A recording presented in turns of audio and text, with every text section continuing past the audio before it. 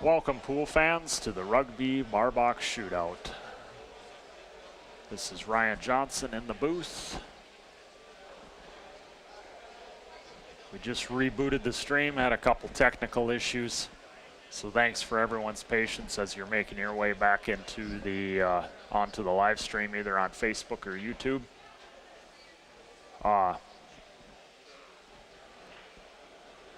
Richard was up 3-0. Now it's 3-2. So this is a race to 6 alternating breaks. Rack your own.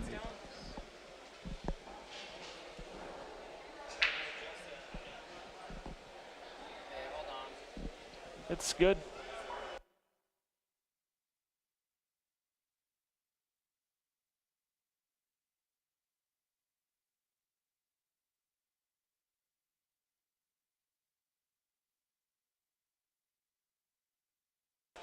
Good evening, Brian.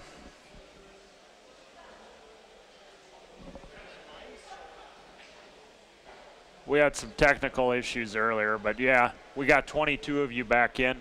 Appreciate you faithful followers of Railbird Pool TV. Richard's breaking here in rack 6, leading 3-2. We're playing 8-ball now. We started Wednesday with 9-ball.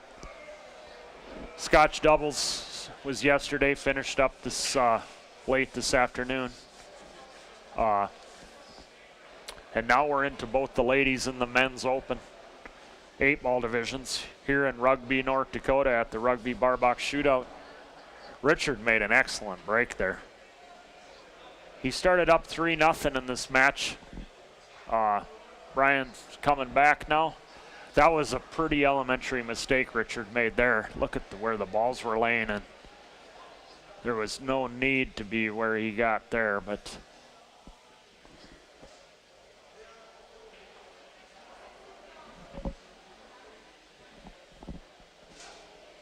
momentum's definitely changed here.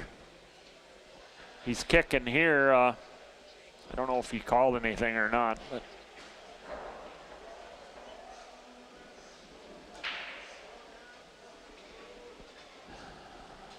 could have turned out worse. Brian's got the 3 and the 2 to deal with.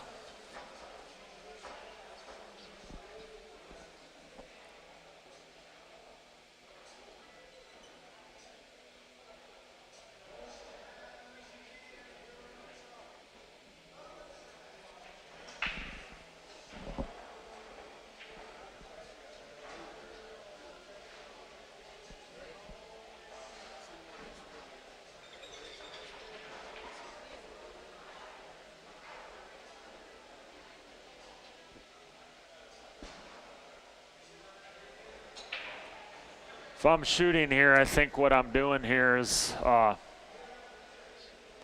taking the 7 and I'm trying to get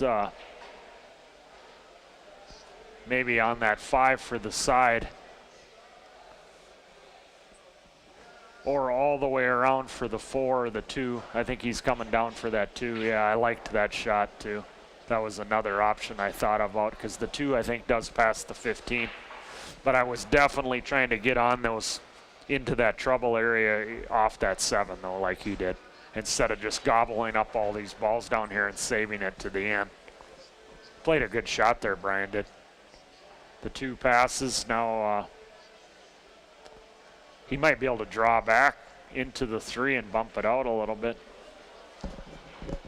because I don't believe it passes the 14 as it sits right now. He might be able to shoot it right now too, but I don't think he will.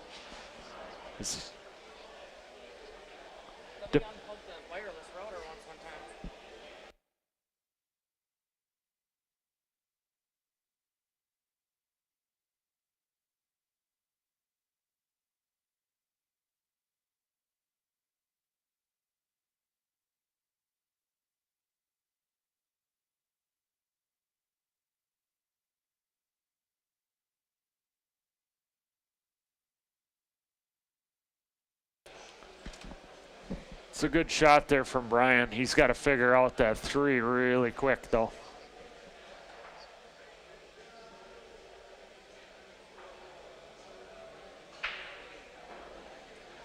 He's got to come with a shot here first, though. I don't see anything real high percentage. The 5 passes into the side, obviously. The cue ball cuts the 5 in the north side, but you're letting the cue ball fly around, though, doing that. And that's with the 11 where it's at in that corner, lower left corner. That's, I think if, I don't know here. I don't think he's looking to see if that 3 passes. I don't think it does, but he's at the table, though. I mean, he can see the exact, he can look right down it. I'm going off the screen here, and it's so hard to tell. How's everyone doing out there tonight? We're back up to 34. We had some technical difficulties. We're back up and running, though. So the 6 did pass. That was huge for him there, that 6 was able to pass. He's got to get to that 3 soon, because otherwise he's going to be banking it somewhere.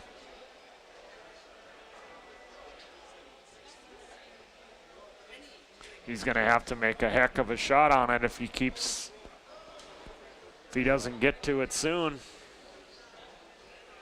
You know, into a pocket, because I just don't see it passing that 14. I can kind of look out on the table a little bit. I'm kind of far away from the table, but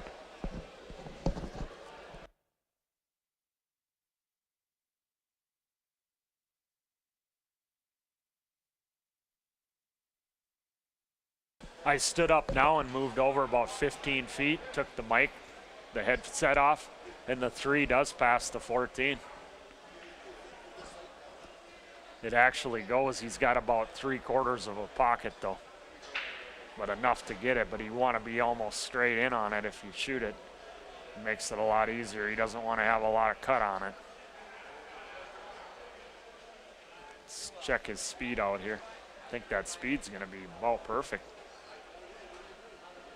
Yeah, he couldn't have hit that any better. It's a good shot there from Brian. Howdy there, Mac.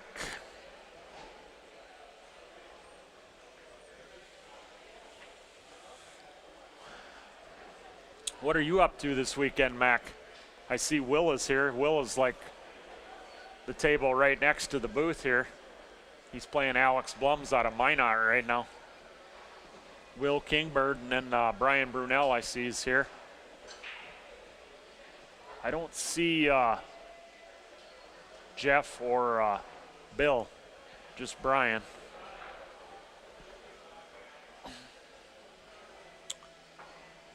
I don't see Ron Kingbird here either.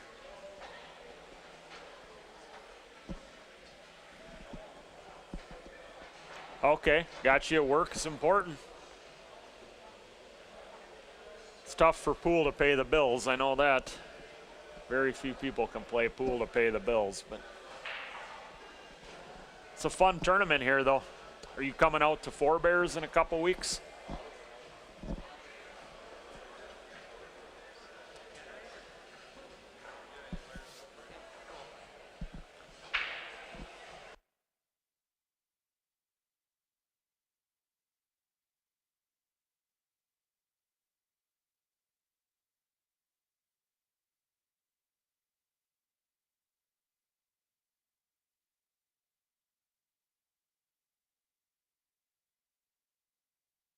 Here's the Four Bears flyer for anyone interested. I'm sure most people on Facebook that scan around the pool groups on Facebook have already seen this flyer, but we'll post it periodically up on the screen for just as a reminder. 31st Annual Four Bears Classic, April 13th through the 16th in Newtown. All the information's right there. Well, we got ourselves a ball game here, folks. Richard was up 3-0. Brian looks a lot more comfortable than he did when the match first started, and that's evident by the speed he had on that last shot when he transitioned to that last ball before the 8. That's the best his cue actions looked in the entire set. That's a momentum stopper right there. Scratching, that's what Richard needed. If you're Richard Martin, You were up 3-0, now it's 3-3. A ball in hand off the break is a good way to get going again, for sure. All right, that's good to hear, Mac. Who's all coming with you? Is you and Will coming, or?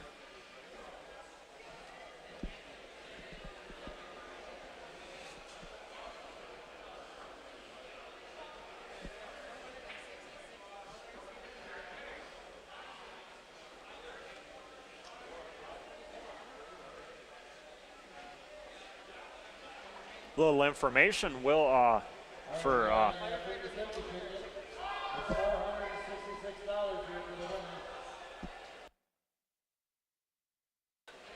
Richard Martin happened to win, get 4th place in the Scotch doubles event with the Canadian Frank Berg. They neither of them had a partner when they came into the building, and they got matched up. They ended up taking 4th. They lost their first match of the tournament, 39 teams, and they came all the way back and got 4th. 1175 and under, no coaching while you're at shooting. That's the way doubles should be played. There should be no coaching in Scotch doubles. That's the only way to play the game. It speeds the game up. It keeps the ridiculousness of guys sitting there talking for 2-3 minutes on every shot. And that's the way the game, and that's the way Stitch wanted it. Otherwise, the tournament just doesn't get done. We're not going to play till 8 in the morning with guys that want to sit there and stall all night long. It's a good way to do it. That's the way they do it at Nationals. It's the way Minnesota State is.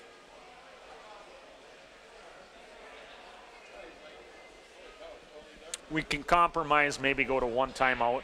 I could see the need, maybe you allow 1 timeout per rack. But yeah, congrats to Richard on that. It's a good finish for him. Yeah, it's just the best way to play, Brian, because it keeps it fair for everyone. It keeps the nonsense out of the game and taking forever. I had a great partner. I let her down. We lost Hill both sets, 4-3, 4-3. Karen's a great partner, great attitude, great shooter. I just didn't have it. Long day yesterday. I missed about 6 balls that were just ridiculous. But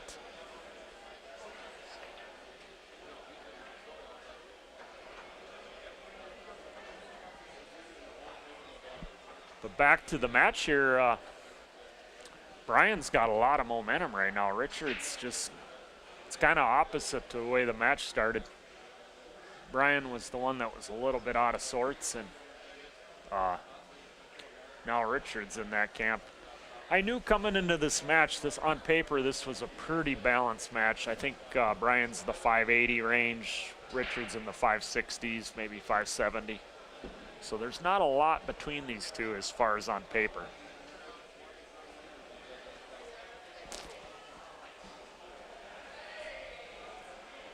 It's a pretty big miss from Brian there. Richard's got an excellent pattern here now. There's no trouble balls. I think you float forward here for I believe that's the 4 or the 2. 4 ball maybe in the same pocket. It's the 2 ball. Yeah, just like that.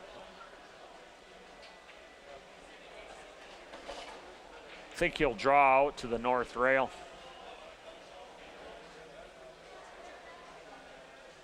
I like using that 7 as my key ball here.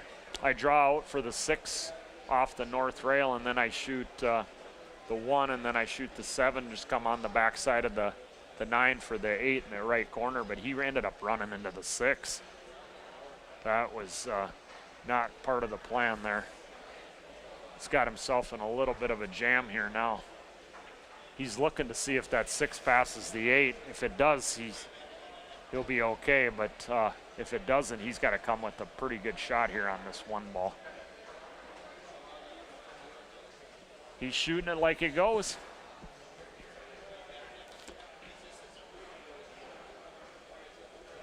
Yeah, see, he didn't have the full pocket there, and he had to hit it so perfect he overcut it because he couldn't afford to hit the the full side of the pocket.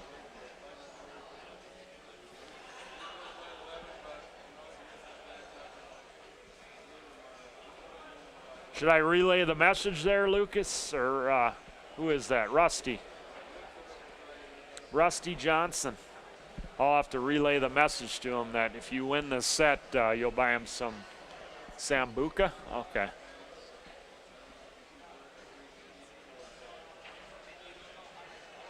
Yeah, Richard enjoying the retired life. Him and Karen are both retired. They're professional pool players now. 3 leagues a week. Travel to the tournaments. They're like pros now.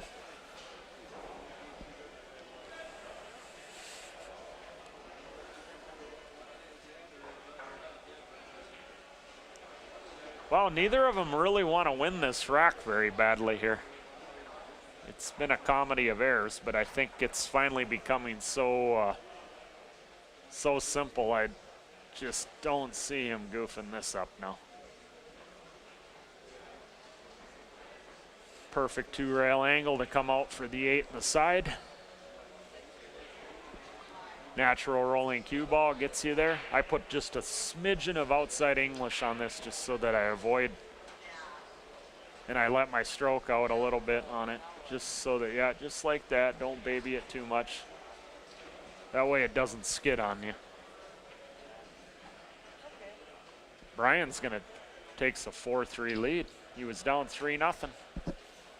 We're gonna take a quick 30-second break for a commercial here. Thanks for tuning in to Rail Bird Pool TV tonight.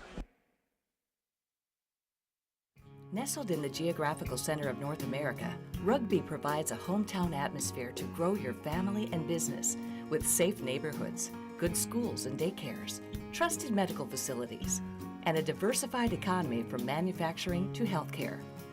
Home to almost 200 businesses, big and small, Rugby provides an abundance of activities indoors and out. Rugby, North Dakota. Come for a visit, stay for a lifetime.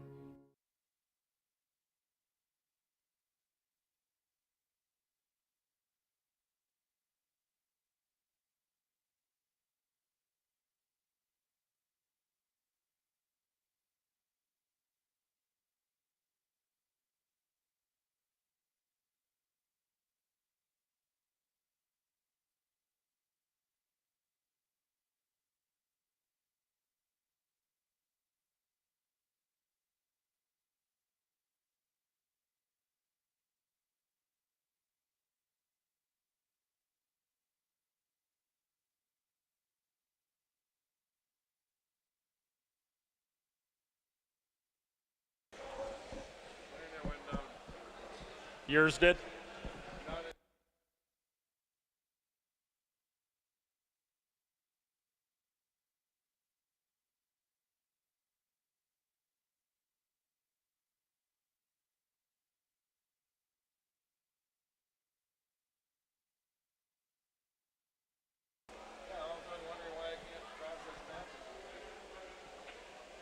Well, I'm back, folks. Richard Martin racking the balls there. He's going to break in rack 8. The momentum's all on Brian's side right now. Richard was up, if you're just joining us, Richard was up 3-0, and Brian Azur's won 4 on the spin. So Richard's breaking here in rack 8, though. He broke really well his last break. He just didn't run it out. I mean, it was wide open. He didn't get nothing to drop. Wow, yeah, he's got to get his, just keep your composure. If you're Richard, you just got to keep your composure as best you can. Because he's going to get a chance or two in this match yet. Brian's playing good, but I've seen Brian play better than he's even playing right now, so he's not playing. I've seen him get hot where he don't miss balls for an entire set. He hasn't shown me that yet, so. But with the momentum on his side, he might be waking up here and he could get hot and he could run this one out and then break and run. But the way this set's been going, we'll see. But this pattern ain't too bad here. The 5 passes the 8 in the lower right, so. You get a little angle on that 7 to just float down for the 5 and you're out. You got a little more angle than he wanted. He wanted to be over about 2 or 3 inches over. And he would have been perfect. As it is, I think he runs into the 11 or the 8 here. If he floats forward.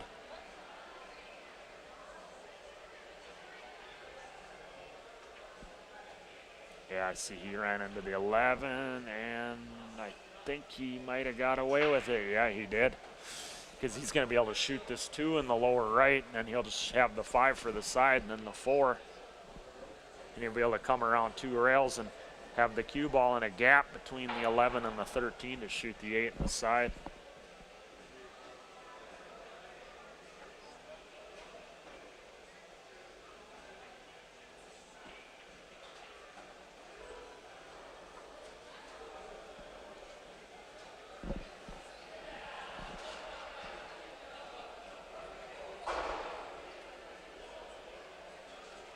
A lot of good pool action to come. We got a lot of monsters here this weekend. I think I counted 6 or 7.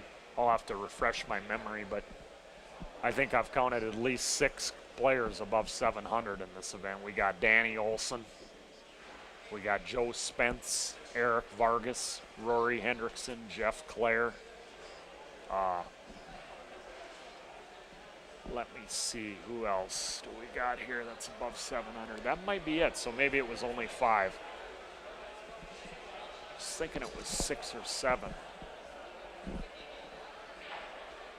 Oh, Jason Klatt, excuse me. Yeah, Jason Klatt's the top Fargo rated guy in the tournament from Canada. So yeah, there was 6 of them. Jason Klatt, Danny Olson, Joe Spence, Eric Vargas, Rory Hendrickson, and Jeff Clare.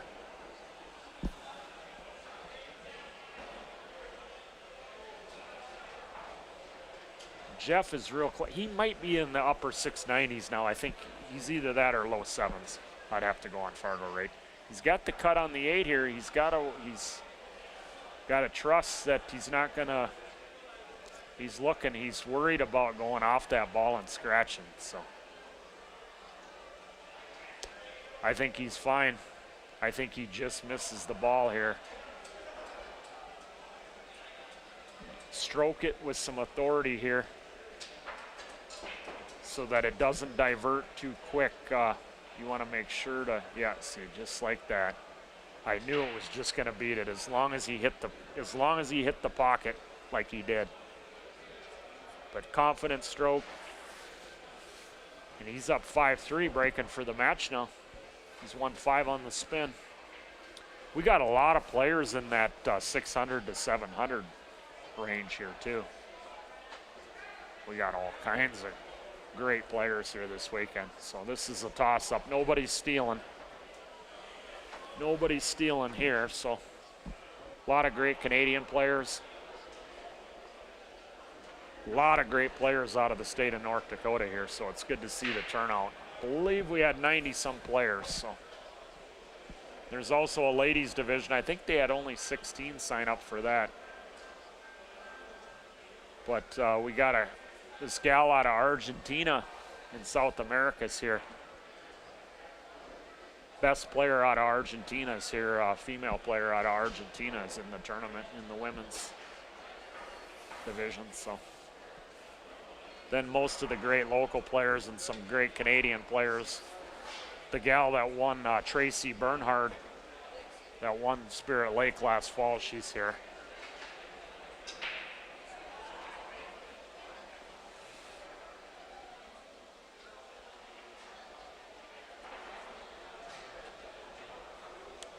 Brian got a ball down.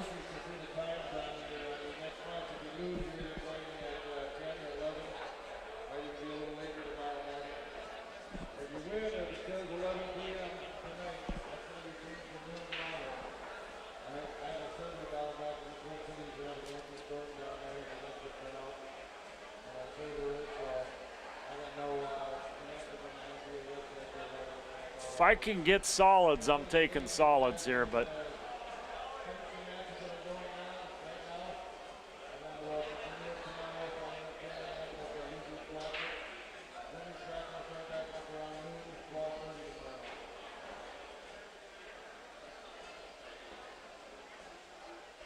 He went with stripes. It was pretty close there. I like solids just slightly there because if you get into the safety battle, I like the stripes or the solids. But he's looking to run. Both groups were pretty decent. It's equal, I mean, as far as the positioning of the balls. The 8 wasn't tied up with any of them. Both of them had a couple trouble areas.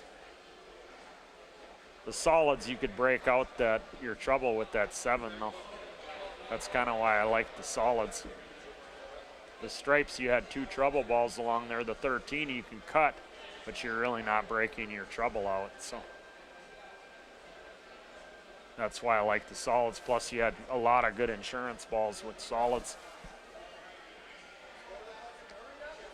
The bank is cut off from the 3, the bank on the 13. So I was kind of surprised he didn't take solids there.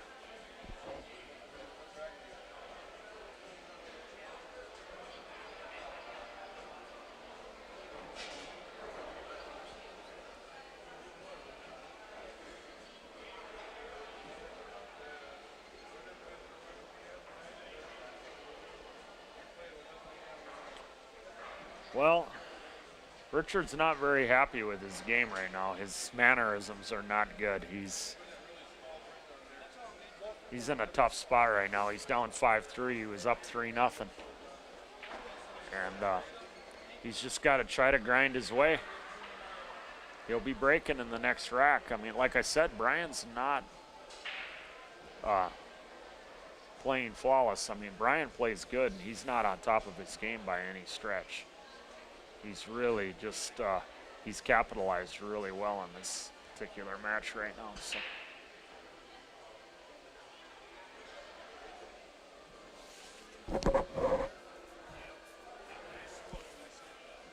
Richard's got a chance here.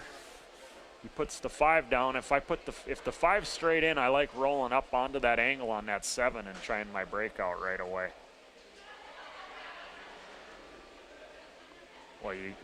Well, you still have insurance on the table. I mean, if you just pot, that works too. The 1 serves the same purpose. Now I shoot the 7 and I open them up. You want to run into the 6 ball here. See, I don't like shooting this right here. He's chewing up all of his open balls, and he hasn't dealt with the 6. I mean, the 2 does cut all the way in the upper left, but you're going to end up having to do something with that 6 ball. He could bank it in the lower right. He might be playing to bank it. Get the 7 out of the way and then bank the 6. He's going to go for the 2 there. He liked that option.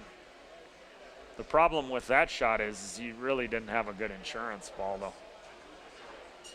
You'd have been asking, you needed to, even if you hit it really good,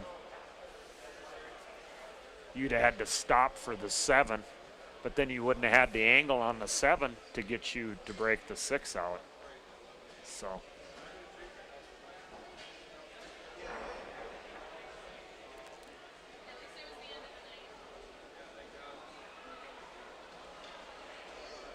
It's not a bad shot there from Richard. If he didn't give him the 15 or the rail first on the 15, he's got Brian in all kinds of trouble here. It's really close. They might need a judge. I don't know. You might want to get a judge on a shot like this just to make sure that. But it must be open more than I'm thinking. He might have a direct shot into it, which would be a huge mistake. He did.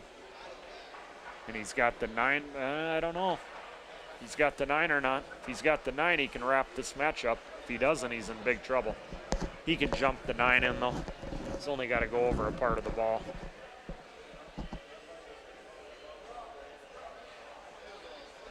You're hitting it full in the face. You got a big landing area. There's a decent amount of distance between the 6 and the cue ball.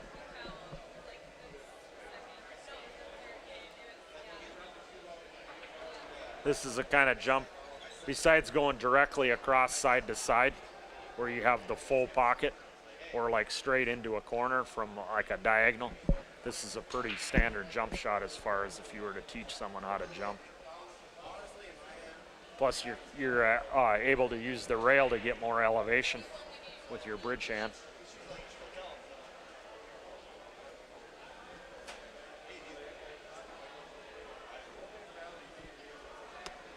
He's looking to maybe cut the 13. The screen here always apparently shows more angle than is actually on the table. I don't know. It's deceiving a little bit. But he's going to jump. He's going airborne. Or he was trying to soar. What a shot.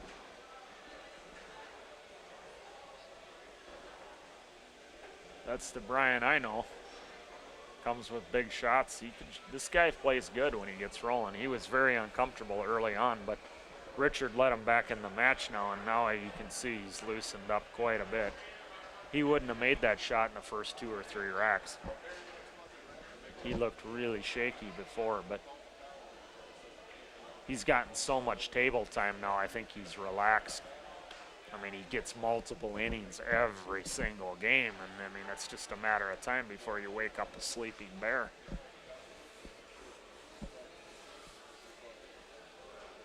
That's why you got to keep the pressure on your opponent at all times, and you do that by getting out. Or keep them out of stroke by just locking them up all the time, not giving them any breathing room if the table's really cluttered out.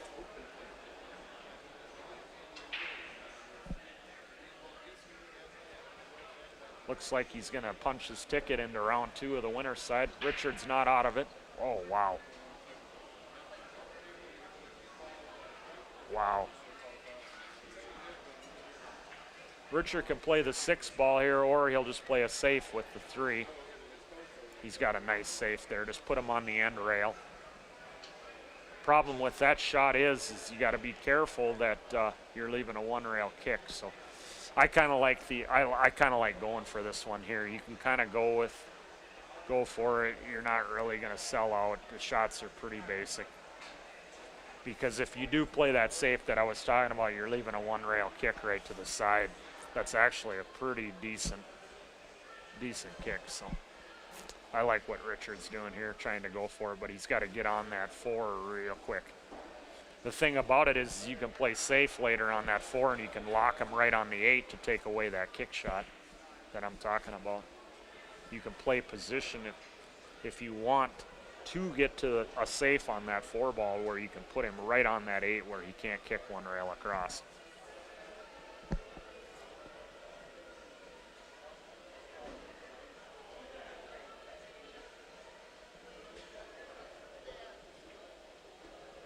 He went with the inside spin. What's happening here now? If he's got the 4, he's in business, but if he doesn't have it, he's got some work. Ah, he's getting down on it. That means he's got it. Brian's looking at it to see how tight it is. I would assume if the 8 moves, it's going to be a foul. I think this one's pretty standard because the cue ball is going towards the rail. I mean, it's Brian's right to ask for a judge, but the cue ball is going to be going naturally towards the rail, so if the 8 moved, I think it's pretty easy to tell that that's a foul if the 8 moves.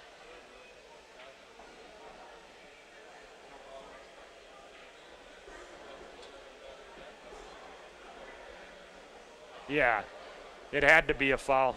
I don't think you could, yeah, that was definitely, Rory called it, and that had to be a foul because the ball was going away from slightly away from the 8, so there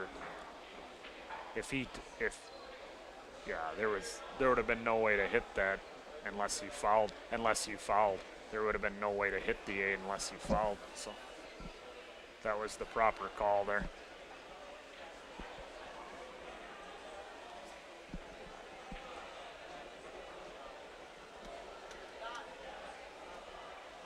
Brian's going to get himself into the next round. Howdy there, Will Smith, Chris LaRock, and Genesis. Welcome, Genesis.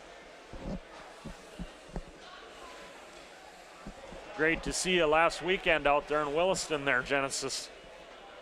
That's a great tournament out there. Allison does a great job with that tournament. I like that tournament. regardless of the outcome of how I've done, and I've done fairly well there. I've gotten fourth and a second, but regardless, I'd always go to that tournament, even if I went 2-0. It's a well-run tournament.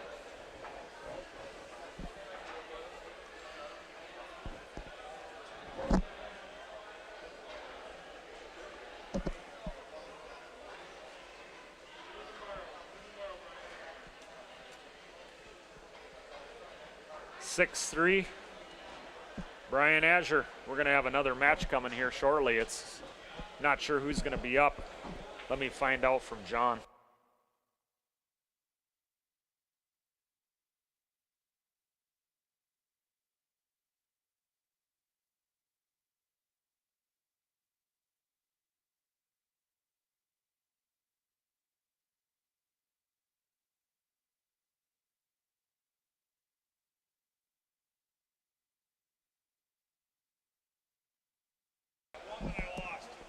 Well, folks, I got some information here. The John Stitch's server down in the cities that he runs his MPA pool website off of is down right now, so he doesn't have any of his ability to do the brackets. So all the matches that are playing right now that are out there playing are going to be the last matches of the night. Otherwise, he had planned to go one more round, but so that's going to be all there is tonight. Thanks, Genesis. Yeah, I came up just a little short in this last one. But it's a tournament you don't have to really do that well in either. There's a lot of quality players there, and it's a race to 4. So. But yeah, I believe 10 a.m. I think they're going to fire it back up tomorrow, so hopefully his server's back up and running so he can get his brackets so that he knows where he's at.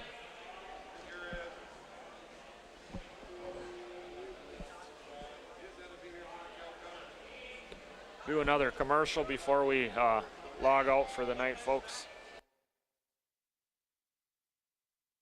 Nestled in the geographical center of North America, Rugby provides a hometown atmosphere to grow your family and business with safe neighborhoods, good schools and daycares, trusted medical facilities, and a diversified economy from manufacturing to healthcare. Home to almost 200 businesses, big and small, Rugby provides an abundance of activities indoors and out. Rugby, North Dakota. Come for a visit, stay for a lifetime.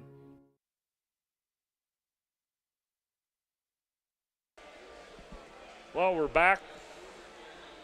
If you're just joining us, that was our last match for the night. The MPA server down in the cities, I guess they're having a storm down there and the power went out, knocked out his server, so he isn't able to, our tournament director isn't able to get on his site to run the tournament. So all the matches that are being played right now are the final ones for the night. He was going to do one more round, but that's just where we're at, folks. So.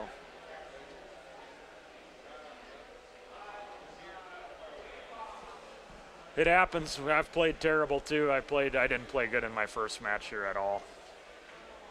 It's been a long week. It was a long weekend. I didn't get a lot of time to really.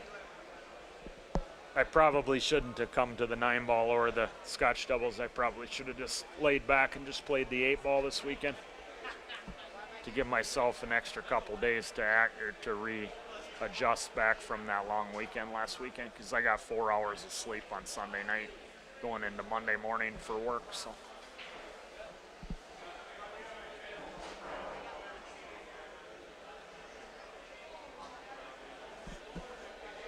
we'll see everyone tomorrow morning. Peace out.